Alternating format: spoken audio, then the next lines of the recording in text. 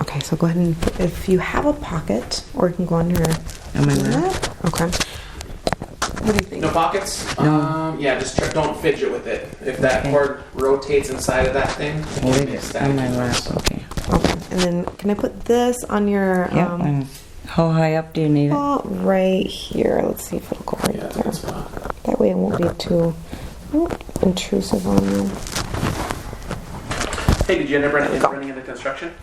Yes, I did. Not train and Munising. You came right through. We didn't even stop hit any.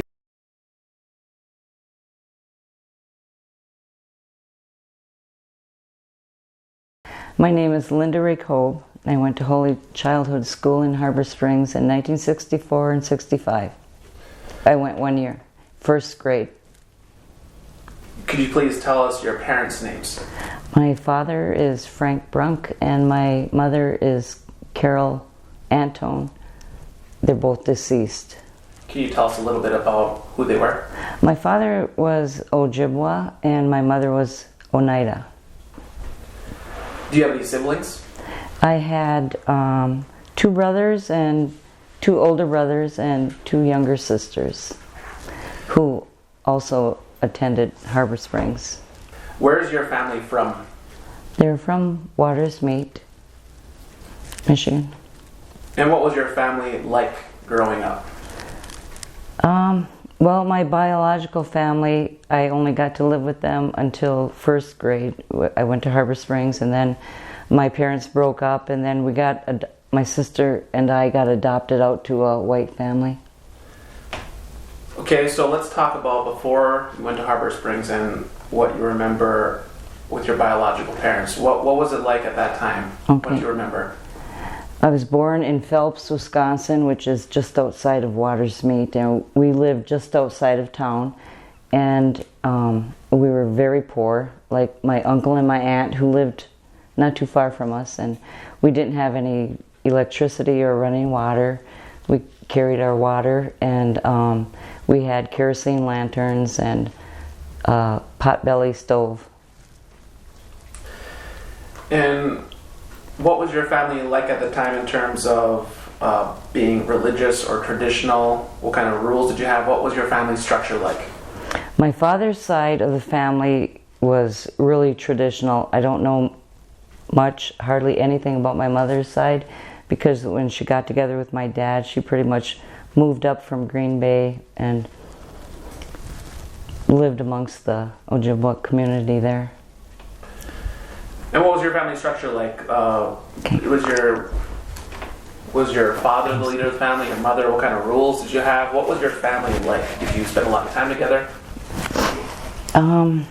We, as kids, we had a lot of freedom. We could run around in the woods and play. We didn't have any toys. And I remember our family would go to the dump a lot to watch the bears and bring home whatever we needed from the house, for the house from there.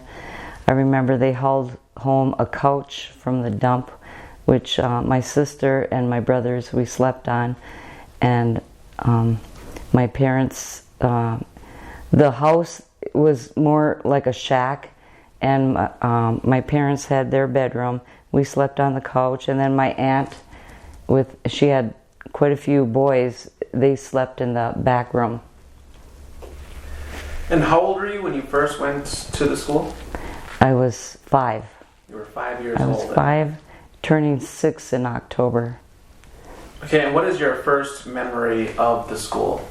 Of the school, I remember the long trip down there, and it was. I remember going over the Mackinac Bridge because it frightened me so bad that to this day I still hate driving over that bridge. I remember we were in a van and I was so scared I laid on the floor of the van, and when we got there I remember it being a large brick building, and it was kind of like cold and empty because the halls echoed, and it was a total different, it was like a culture shock because of I don't know, everything was in order, you know, like the beds were all in a perfect row, and it was kind of a rude awakening because we went from having all of this freedom to all of these rules. You had to watch what you said, how you looked, your demeanor, how you dressed. It reminded me. Now I look back and say it was like a military campus. So, did your parents explain to you what was happening on that trip? Did you know where you're going and why you're going there? No. I remember when they came for us, it was the priest and my cousins who lived close to us, they were all there too, and they got in the van with us, some of my cousins, and I don't remember if my brothers, I think I've blocked a lot out. I think my brothers were there at the same time, but I don't know how we were separated in the cafeteria, but at the dorms, the boys were on one side and the girls were on the other, so we didn't get to see a lot of our family that could have been there. And as far as the day we left, I don't remember our parents explaining why we were going. They didn't seem really excited about the fact that we were going or being taken, or that they had any choice in the matter. It was just matter-of-factly, you're going and you have no choice in the matter. How many people were at the school you attended, adults and children? How many people would you say?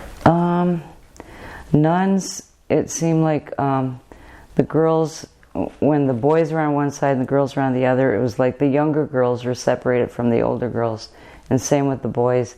And then they each had a nun in that particular dorm, so I would say a staff of maybe, and then all of the teachers and the cooks, and I would guess like, I don't know, 10, 15 nuns and cooks, and I think I can't say cleaners because I think the children were doing the cleaning. All right, so about 10 to 15 adults, and then how many students would you say? I would say, let me see, in the younger girls' dorm, maybe 10, 12, something like that. But in the bigger girls' dorm, there was always more, maybe, I don't know, maybe 20, I'm guessing. How many would be in a classroom with you? Classroom, I would have to guess maybe 15 kids. I remember the cafeterias were more, it seemed like the boys and girls came together then to eat, I think. Because I remember a lot of kids in a big room. Did you know many of the other children there? No. I knew our relatives that were there, cousins, and it seemed like the tables that we sat at were alphabetically. The A's sat at this table. I was a Brunk, so I was at the B table, and like that. And I remember while you were eating, it was always real quiet in there.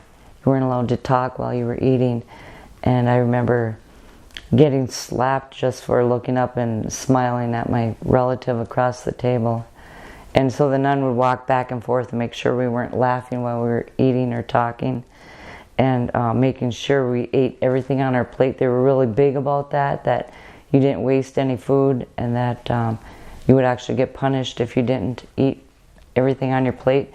And I remember a couple of us hated beets, and to this day I can't eat beets. And so my cousin would eat them for us, and he said he remembers we would all be outside playing and he would be sitting there eating our beets because he couldn't leave the table until all of the food was gone.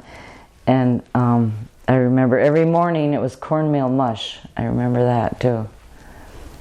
And how would you describe the quality of food? I mean, you didn't like beets, but was the food quality all right? I would say bland. Yeah. And the adults in the cafeteria, was it always sort of the same adult, or was there a different rotation? They all sort of just acted like that, or was there like bullies? Yeah, I don't remember much about the cooks themselves, if it was actual lay people or the nuns that were doing the cooking. I don't remember.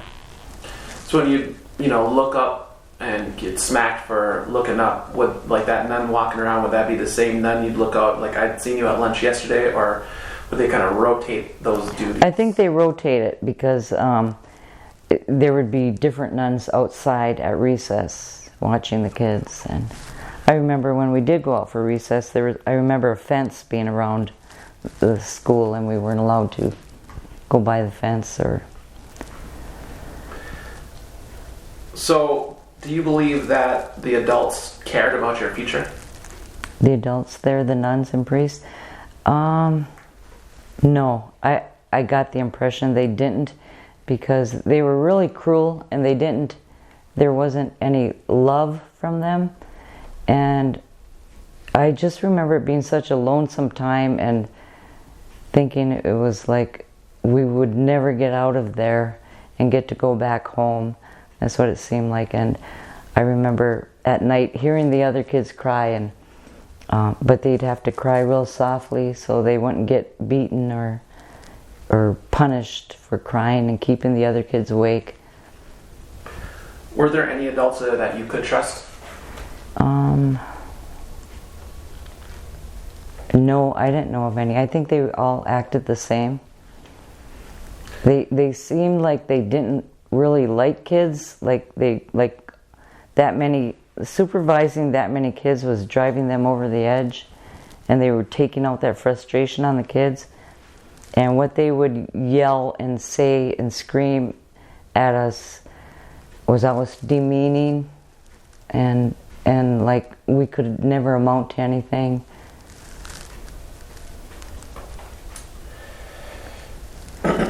So, tell us about how the students got along. Did you have many friends? Was there a lot of conflict between the students? They seemed to get along. I think there seemed to be a little bit of competition for the nuns' attention. It seemed like they were like the suck-ups, and the other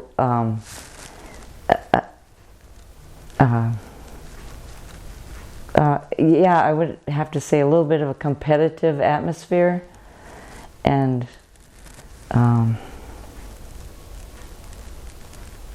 what would happen if you got on the good side of a nun? Would you get preferential treatment, extra food, or more? You would get treated better, talked to sweeter.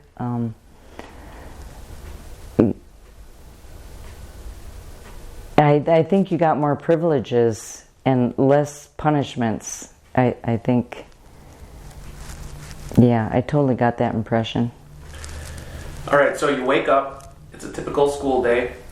First of all, how are you being woken at that time, and then what do you have to look forward to on a typical day? Yeah, I don't remember if she rang a bell to wake us up or just came and started clapping and everybody wake up. I don't remember that part, how we all woke up. Do you remember what time? I know it was early, and we had our little routine. That's one thing. It was really everyday thing you could count on. You had your clothes laid out, what you were going to wear, and you would wake up, you would have a certain amount of time to get dressed, wash your face, brush your teeth, and make your bed. The bed making was the one thing that really stood out to me when I got there, because at home, all we had was a blanket. We didn't have sheets. And so that was the first time they would show us how to make our bed at first, and then they expected you to make it without a wrinkle in it, and then they would inspect everyone's bed. And if there was a wrinkle in it, they would tear it apart and make it again. And if there was still a wrinkle, you'd make it again until you made it without a wrinkle in it.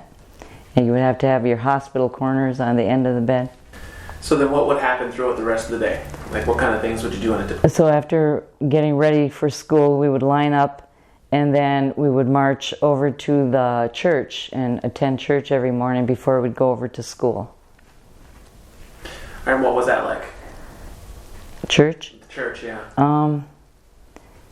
It was repetitive, and I remember the boys, they would dress them in little wool blazers, and it would, in the warmer weather, they'd have to wear them, and some would be fainting from being so hot. And everything that they taught us at church, what we were hearing, and in school, in the classroom, and then how you were treated. I was only 6, okay, I was 5 when I got there, but I turned 6 in October. Even at that young age, I could tell it wasn't matching what they were teaching us and expected us to live by, but their rules were different and anti-Catholic. So generally, how did you feel on a day-to-day basis? Lonely, a lot of loneliness, scared, a lot of fear, because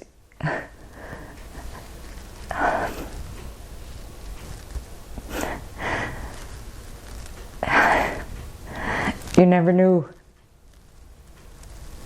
You didn't want to open your mouth because you didn't know if you were gonna say the wrong thing, or you didn't want to move if you were gonna do the wrong thing.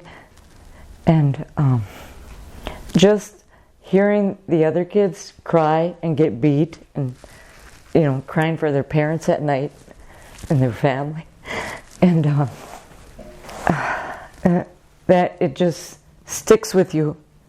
It makes you so insecure and stressed out that, like I said, those days dragged on, and like I said, we didn't know if we were going to get to go home or when we would get to go home, and because when you first get there, they take everything you have that would remind you of home. I didn't have a whole lot anyway. It's a little bag full of rags, and then they gave you clothes, but you never had any toys. If you brought anything from home, they took that from you. If you got letters from home or phone calls, they normally wouldn't let you talk. And when you did write home, they would tell you what to write, exactly, word for word. And it was always praising them, what a good time you were having, how fun it was, and they would tell us to write how nice the nuns were treating you. So before you went to the school and that kind of negativity was in your life, how would you describe what kind of kid were you? What kind of person you were before you went there? Before I went? Yeah. Before I went, I felt more individualized, like your parents had enough trust in you that you could go out and explore. And after being there, though, that it takes away all your confidence, and what they were saying to you over and over starts to stick in your head and make you feel like you're really worthless. What changes would you say happened to that 5-year-old you? What was your personality like? I mean, were you like loud and outgoing? Were you a quiet 5-year-old? Oh, when we lived in Waters Meet and we were allowed to play in the woods and do anything we wanted, we were kind of not well kept as far as our appearance. We were probably dirty all the time and running around bare feet all the time, compared to being in Harbor Springs, where you had to look a certain way. You had to be clean, and you had to, your hair combed and groomed. And down the road as an adult, when I got into counseling, that was the biggest part of my counseling, they said I needed to go back and heal that child within, that where all the trauma started. What applicable skills and knowledge did you obtain from the school? Oh, definitely how important education is, and definitely values from the Bible that teach love and obedience and compassion, and that even though they weren't abiding by it, those values really stuck. And that's how I tried to raise my kids, and that's how my behavior is based on those core values of Christianity. even though we were being taught that at home, but in a different way. Any other benefits you can think of from attending the school?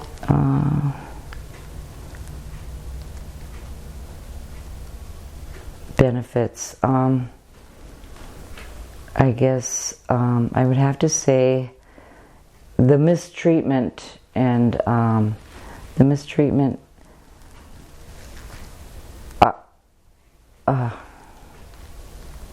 don't know how that would be a benefit, but even though after going through all of what we went through, I think it makes you a stronger person after you survive it and look back at it and think how crazy it was compared to other children's lives that weren't taken from their parents or treated like that.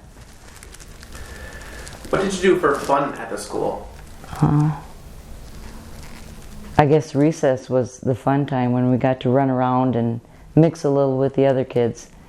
And like I said, I didn't really know them, but they came from everywhere, and some were darker than me, some were lighter than me. One girl in particular, I can remember her to this day only because she had the bluest eyes I've ever seen. And my younger sister had blue eyes like that. And she was 3 years younger than me, so she was still at home when I was down there, and we were really close, and I really missed her, so I kind of got to be kind of friends with that girl. She was from the Sioux tribe. I remember her name, and I tried, when I moved down here, I actually tried to track her down. What were some of the other benefits from attending the school? Okay, the family that was there, only because it was so traumatic that you know for sure someone understands what you've been through because they were too. And when you go home, you're not suffering alone, because it's kind of weird to say that you know you're not alone. You know someone understands what you've been through, because and then that establishes more of a bond with your family, your relatives, cousins. The tough times brought you closer. Yeah, for sure. Okay, what is one of your favorite memories from that time? Favorite memories? I don't really have too many. I just think that at recess, when we got to play and be ourselves a little bit, it reminded me of being back home, because we had the little bit of freedom you had there at Harbor Springs reminded you of the freedom you had running around in the woods. And so what's your worst memory from that time? That's an easy one. A beating I took from Sister Naomi. It was in May, towards the end of the school year, and they were having it was one of the holy days. They were going to crown, they had a statue of Mary out on that lawn, and they were having a little celebration. Probably the townspeople came too, I don't know. But they were going to crown her Mother of God, and so they picked me to carry the satin pillow with a crown on it, and everyone was going to be watching, and they wanted me to wear this blue dress, and everyone was getting ready that morning, running around, rushing, and I couldn't find that blue dress, and I started getting scared because I knew I could see girls were starting to line up, and I thought, well, I'm really going to be in trouble if I'm not ready when they are. And I just started crying because I couldn't find it. No one was helping me. And Sister Naomi came over and asked me why I wasn't ready. I told her I couldn't find my dress, and she smacked me. I don't know if she punched me or slapped me, but she knocked me to the floor, and then she hiked up her habit and started kicking me everywhere, in the back and and the girls who were lined up, they were... I just remember the look on their face, how shocked they were, and I was screaming and crying, and while she was doing that, giving me a beat down, she was saying, "Oh, he's nothing but a good-for-nothing dirty Indian, and shut up and quit crying, nothing to cry about." And then I still had to finish getting ready after that, and I remember when I finally got down there to do that, she turned it was something that I was kind of going to be proud of, but then she took that all away. It was like, then I had a really hard time not to cry while I was walking up there. What kind of values did they try to instill within the students? Honesty. You didn't dare lie. If they caught you in a lie, you'd really be in trouble. So honesty, and I can't really say they taught us to love each other, because they weren't demonstrating it, and they didn't want us to show affection to our family members who were there. It would have to be to act like you're not native was the value. They were really, really pushing. Don't speak your language. My father spoke it fluently, and my grandparents, and they spoke it at home. And my mother didn't, though. But I don't even know. I don't remember if I spoke it. But I think maybe I knew a little bit of Ojibwe, because my dad and my grandmother speaking it all the time. I must have caught on a little bit. But we weren't allowed to speak it there. We had to learn perfect English and handwriting and all of the studies. What would happen if you did break the rules? When we went to bed, I remember some girls, I think they got so scared I think that was why they wet the bed. And I remember this one girl wetting her bed, and I think she got beat for it, and then they made her take her toothbrush and scrub the whole bathroom with her toothbrush. And it was a big bathroom, So, other kind of punishments, other than they weren't afraid to hit you, slap you, call you names. And although I know some talk now about, I think they were made to kneel a lot for hours on end, like for not eating or for crying at night, or if they caught you doing something you weren't supposed to. The punishment was always, you'd have to kneel and pray to God. So how old were you when you stopped attending the school? I only went that 1 year in first grade. So first grade. And how did that time at the school affect you with, benefits or consequences when it came to just relating with other people? How did it affect you? It made me really shy. I remember when I went to public school, then the next year, I was already adopted into this white family who, they never beat me, but there was a lot of, they always tried to make my parents, they always talked like they were worthless, nothing, and they didn't love me. And I think the nuns did a lot of that too at Harbor Springs. They tried to act like, well, your parents don't care, they never come visit, they leave you here, and what do you have at home? What do you really have at home? We didn't have toys or nothing, and they tried to convince us that we had it better there. And so when I got to public school, I crawled into a shell. You start to crawl into a shell after your life is pretty much not your own. Someone's trying to control you. So I was really shy at school, and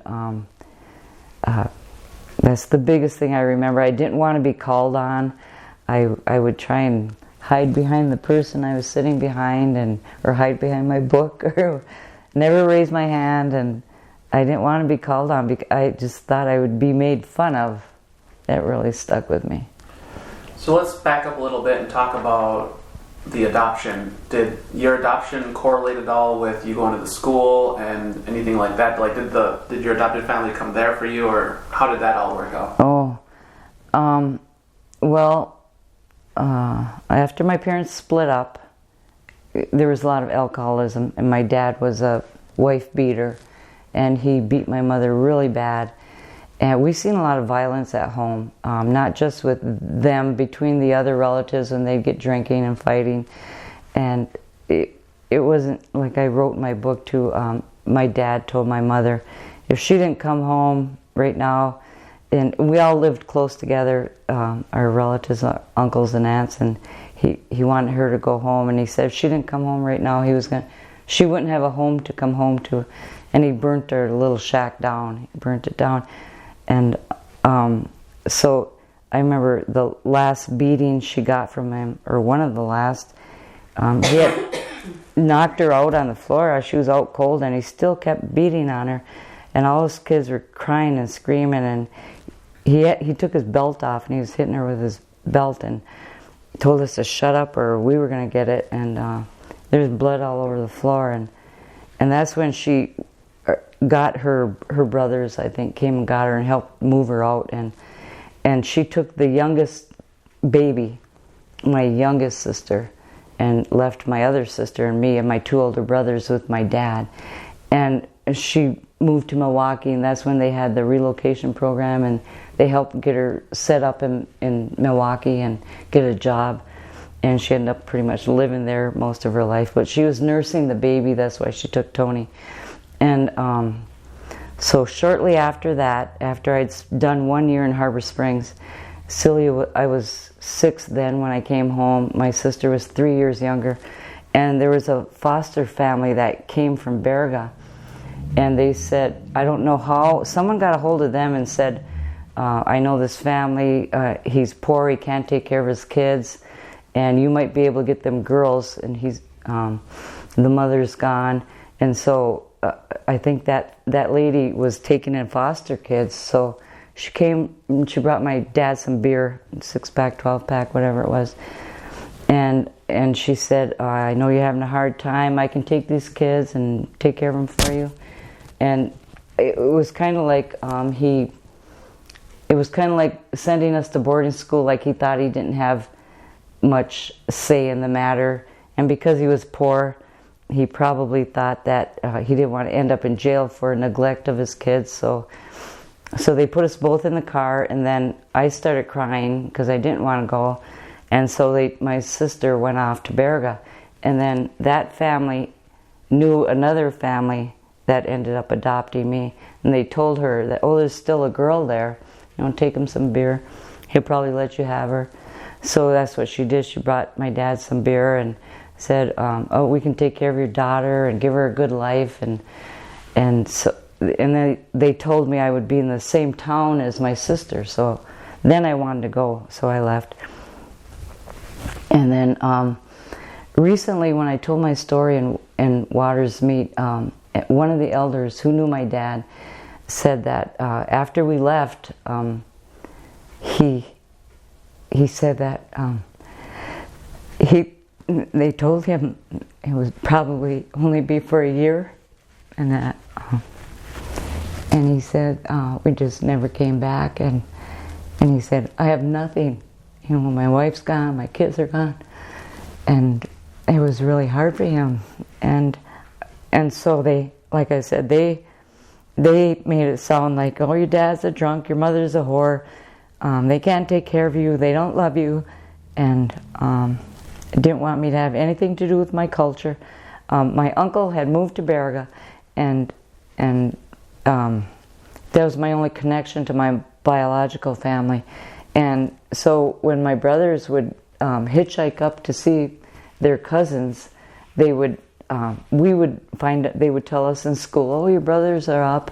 And so my sister and I would have to sneak out of the house to go up to my uncle's and visit my brothers.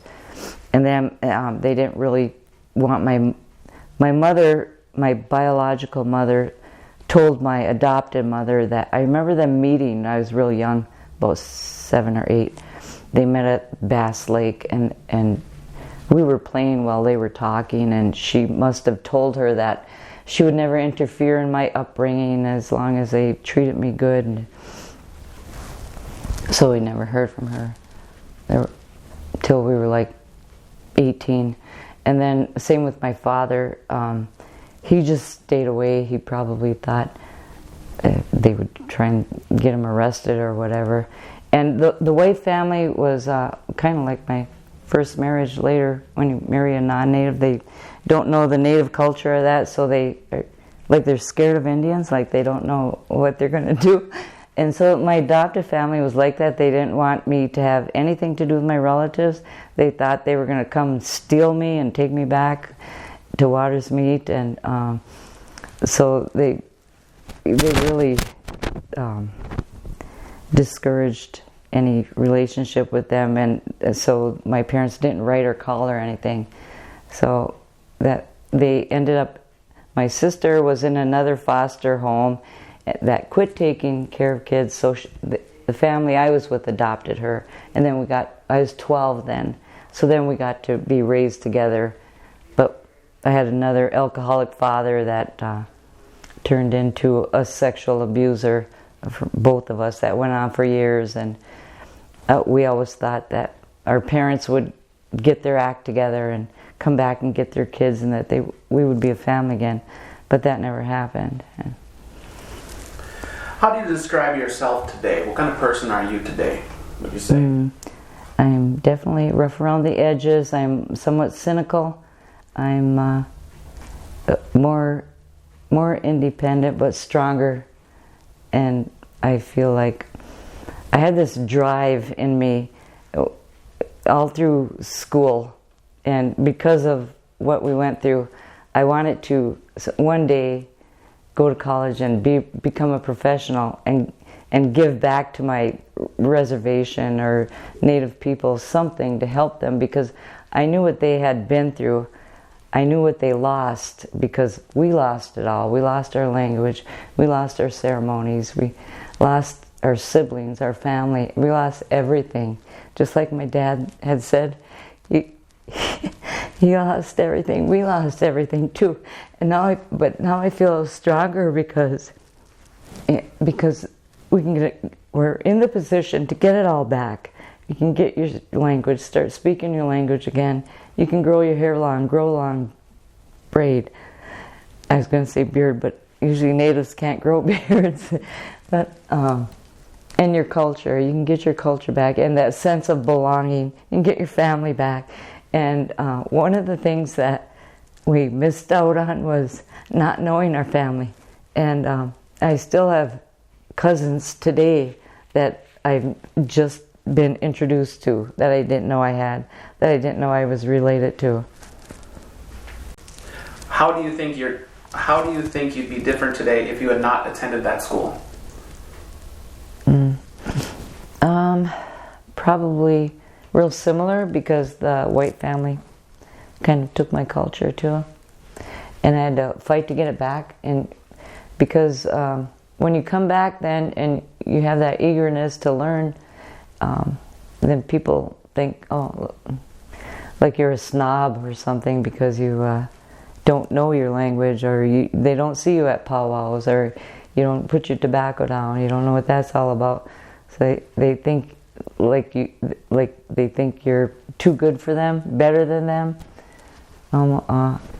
So trying to fit back in again, and but I think I would be real similar if, being raised in a white family and then trying to come back to the reservation.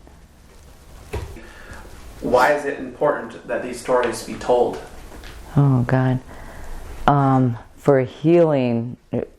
The biggest thing is healing and the truth and history, so we don't repeat it.